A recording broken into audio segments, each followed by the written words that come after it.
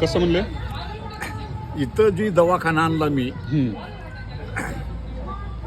माणसाचा, ते परळीला ग्रामीण रुग्णालय झालं. अच्छा.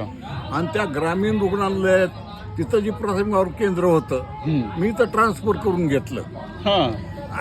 मग त्याच्यात आमचे भांडणं लागले. परळी मतदारसंघात आम्ही त्यावेळेस केज मतदारसंघात होता. अच्छा.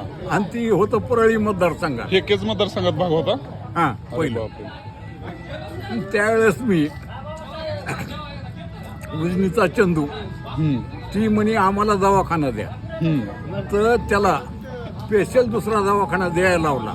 अच्छा. जिल्हा परिषद मधून. आणि परळीचं इथं मी ट्रान्सफर करून घेतला, कारण आम्हाला 5 किलोमीटर घाट नांदूर होतं. त्याच्याकडून इथं प्राथमिक आरोग्य केंद्र देता येत नव्हतं. अच्छा. म्हणजे त्या बेसवर मी करून घेतलं. छान. गोरगरिबाच्या कामाकरता 300 ते 350 पेशंट इथे येत होते.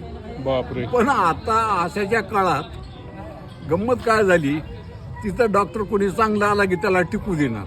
गावातले लोक त्यांचे धंदे बंद पडायचे. हो, ते आहेच.